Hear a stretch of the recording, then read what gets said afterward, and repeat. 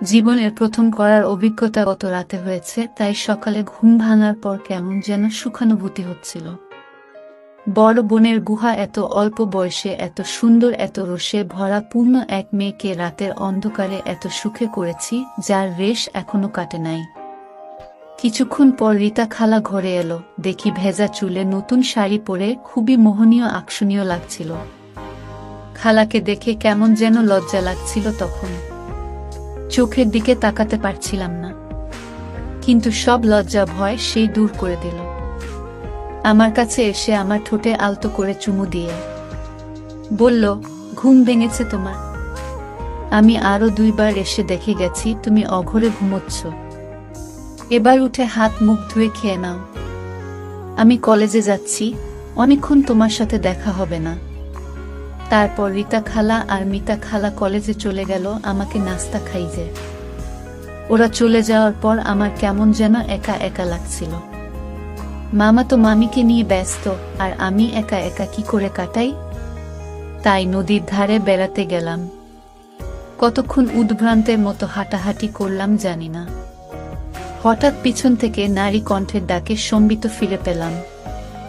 দেখি খালারা দল ধরে কলেজ থেকে আসছে। কতগুলো ডানাকাটা হুড়পড়ির দল আমার সামনে উপস্থিত।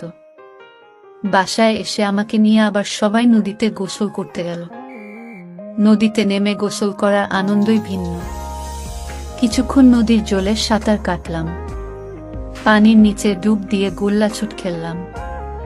আমি যেখানে নদীর মাঝে পানির মধ্যে দাঁড়িয়েছিলাম, সেখানে ডুব দিয়ে কেউ একজন আমাকে জাপটে ধরেছে। আমিও ডুব দিলাম। তারপর হাত দিয়ে টের পেলাম শক্ত দুটো আপেল আমার হাতের মধ্যে। সেও তার নরম হাতের ছোঁয়ায় আমার সোনাটা মুঠি করে ধরে ফেলল। আমি হাত দিয়ে দেখি সে সম্পূর্ণ উদলা। সে অবস্থায় আমাকে জাপটে ধরে কামড় দিল। তারপর আমার সোনাটা তার গুহার কাছে নিয়ে চাপ দিল। এমনিতেই উদলা দেহের ছোঁয়ায় আমার সোনা ঠাটিয়েছিল, আর রসে ভরা গুহার মধ্যে খুব কষ্ট করে ঢুকে গেল। পানির মধ্যে এত সুন্দর নরম দেহ, আমি আর ঠিক থাকতে পারছিলাম না। সেও আমাকে জাপটে ধরে চাপ দিচ্ছিল। আমিও তার সাথে তাল দিয়ে কিছুক্ষণ চাপালাম। কি মজাটা আর বুঝাতে পারছি না। একদিকে দম রাখা কষ্ট, তারপর ডবকা গুহা। তাই তাড়াতাড়ি ঠেলা দিতে লাগলাম। অল্পক্ষণের মধ্যেই করে দিলাম। আমি আর দম রাখতে পারি